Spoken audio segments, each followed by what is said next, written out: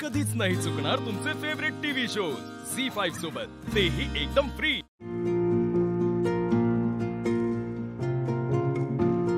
आज सगळ्यांना मी एक गोष्ट बोलायला इथे बोलवलं।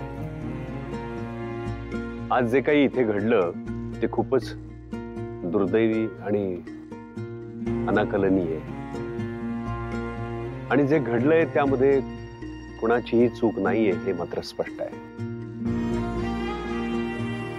दिव्याचा शोध सुरूच आहे, पण दिव्या पळून गेली, कारण दिव्याला आशुशी लग्नच करायचं नव्हतं।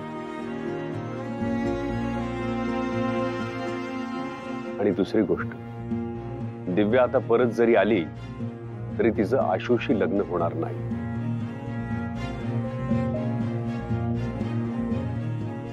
पण आशूचं लग्न मात्र आजच आणि याच मांडवात लागणार।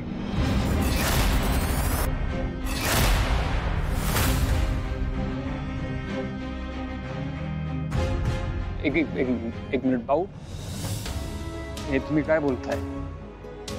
निदान तुम्ही तरी, म्हणजे तुम्ही सगळे प्लीज, आज मला एक मुलगी सोडून गेली आहे आणि तुमची अशी अपेक्षा मी इथे या मांडवात परत लग्न करायचं?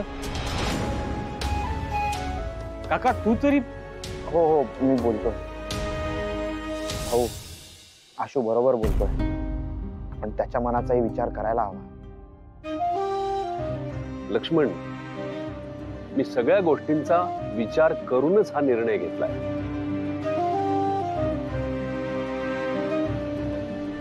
आशूचं जर आज लग्न लागलं नाही तर ते पुढे कधीच होणार नाही।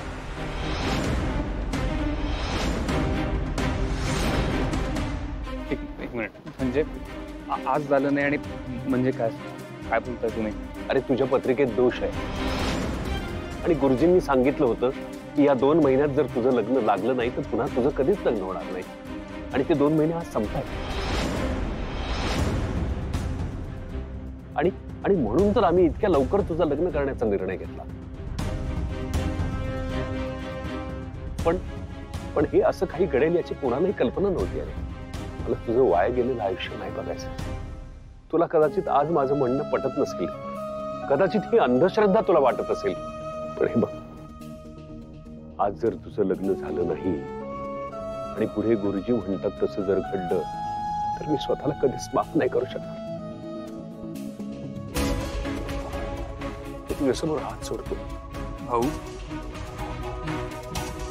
शेवटचं माझं आई, प्लीज, मी म्हणतोय म्हणून लग्न कर।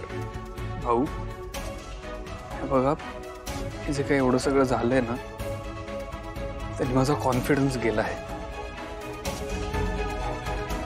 मी चुकीच्या व्यक्तीवर विश्वास ठेवला आणि तिने माझा विश्वासघात केलाय। जर परत माझ्याबरोबर असं झालं तर मी संपेन। शिवाय असं काही होणार नाही, आम्ही सगळे आहोत ना तुझ्या बरोबर, माझ्यावर विश्वास ठेव। भाऊ मी कसं करणार? मी हे बघा आशू, तू स्वतः एका मुलीला निवडून आम्हाला तिच्यावर विश्वास ठेवायला लावलंस ना, आता माझ्यावर विश्वास ठेव। झी5 ॲप डाउनलोड करा आणि पहा सर्व एपिसोड्स एकदम फ्री।